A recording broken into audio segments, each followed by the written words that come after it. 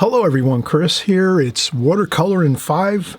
Let's get right into it and start. Here we're going to talk about the round brush. This is my brush of choice, of course. If you see me paint on my regular YouTube channel, Chris Petri, C-H-R-I-S-P-E-T-R-I.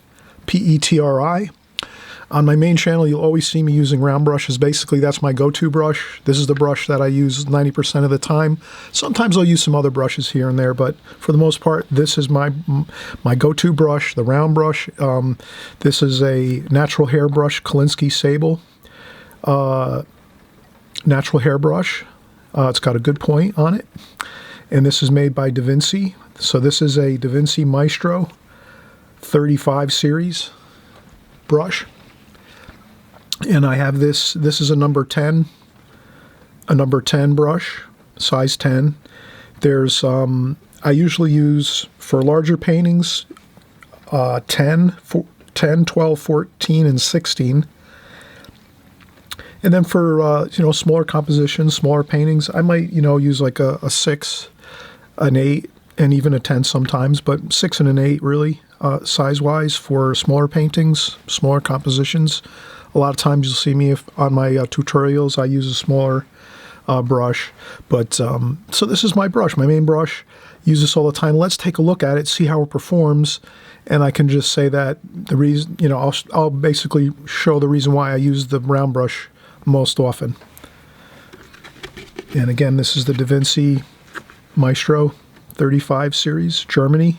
So these are made in Germany.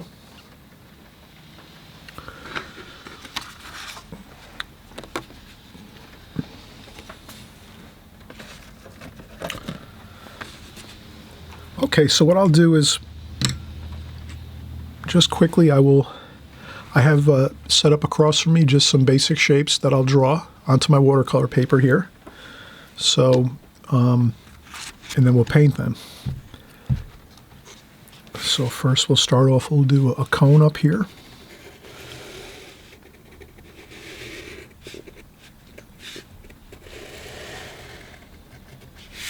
A cone, let's do a cube. And we'll draw this three-dimensionally. So we'll do the square first. And then we'll just taper it back a little bit for a three-dimensional look. And then we'll have a sphere. And let's do a cylinder. And we'll leave a top on our cylinder.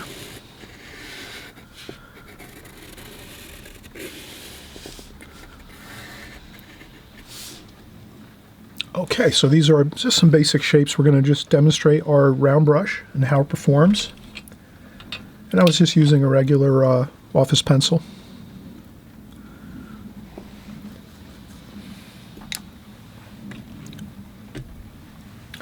And I'm just using some fresh, clean water in a collapsible water container.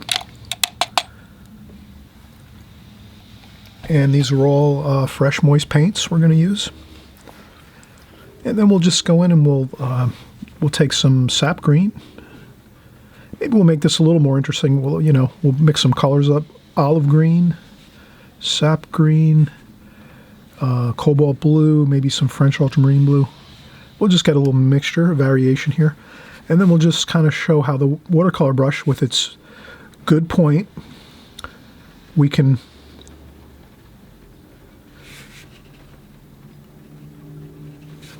get a good line with some nice sharp points. And we can also cover a large area quickly, like this. And I'm just going to move my brush around all different ways. And then maybe we'll just pretend there's some light coming from the right. I'll rinse off my brush completely. Tap off any extra water. I even tap off a little bit of water on my apron. And then I just slowly work out some paint. If I want to go lighter, I do the same thing. Rinse off the brush, dry off the brush, no paint, just a tiny bit of water left in the brush, maybe a damp brush we could say. And then we have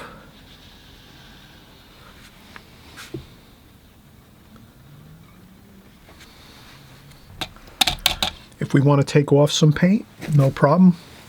We could even take a tissue and rinse off the brush, dry off the brush on some tissue, and we can lift up some paint like that. Same process, we just lift some paint, or wash the brush off, dry off the brush a little, and we can lift some more paint off there. And I'll repeat that process just to maybe get a little better light over here on this side. That's good. Okay, so you can see that the round brush, we can get those nice fine points, and we can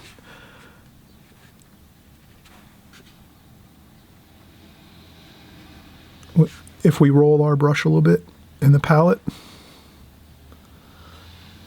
you know, we can get that very sharp point on the brush, and we do that like that.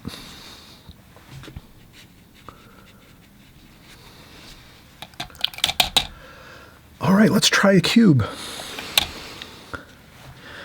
And we'll do some, we'll do the same thing. We'll mix up some colors. Let's do cerulean blue, and we'll mix in some, maybe some alizarin crimson. I'll rinse off my brush so I don't mix up my colors too much. And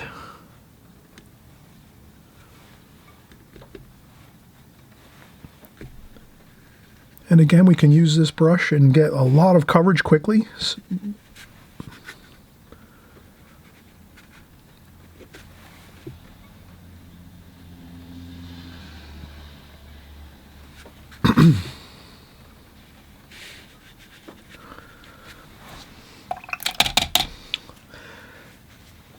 And then we can do a lighter version of this color on the other side. So I would just rinse my brush off, tap off some water, a little bit of same colors.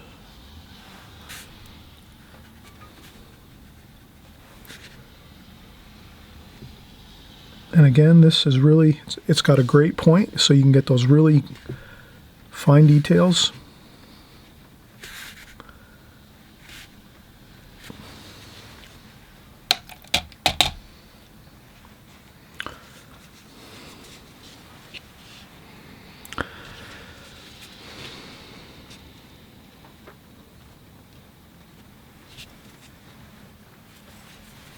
And I'll just tap up a little bit of paint with the tissue. There we go.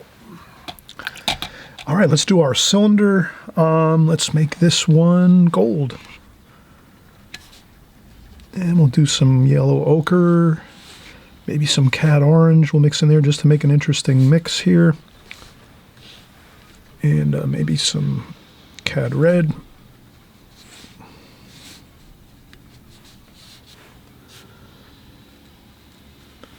And again, some really good coverage with this brush.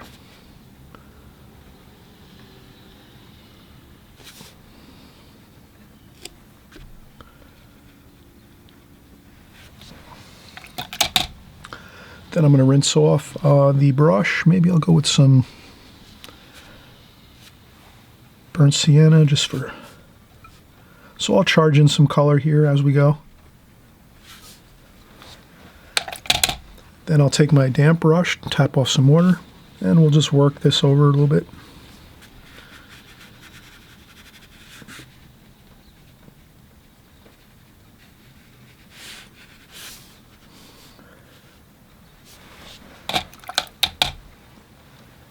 And then maybe just a little bit of color up top here. And again, this is a good size brush too, a number 10. You can see that with this number 10, I'm really covering a lot of ground quickly with these basic shapes here. And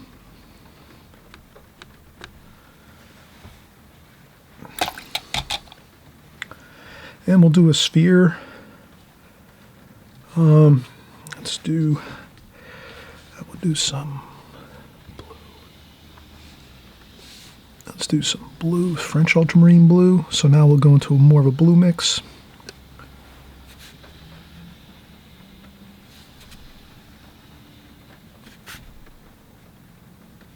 And again, with a round brush, you can get really nice curves with this brush.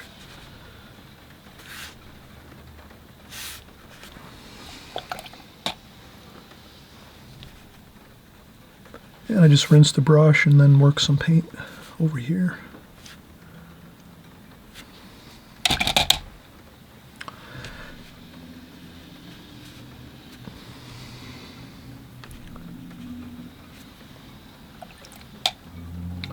Okay, so that's just a simple exercise on the round brush, my favorite brush. 90% of the time I'm using this round brush with my paintings. Again, we can cover lots of area quickly. We can get those fine points that we're looking for when we're doing certain shapes where, let's say, we need some really fine points. We can get those. We can, again, we can lift paint real easy with this brush. It's a larger round brush, so we can lift up paint if we need to a little bit. If we go over with a wash that's got a little too much paint, we can quickly rinse our brush, dry it off, and lift up some paint if we need to. And basically, it's just a great overall brush. We can also, just for we can do lines, so you can get like a nice rectangular line with the round brush. And then, so you can do some really nice washes, with and get some nice square shapes, square-edged shapes, much like a square brush, pretty efficiently. And of course, since it holds a lot of water, we can get some great splashing techniques. If you like to splash, I do if you watch me on a regular basis. So, you can get some great splashing techniques with the round brush. It holds lots of paint and water.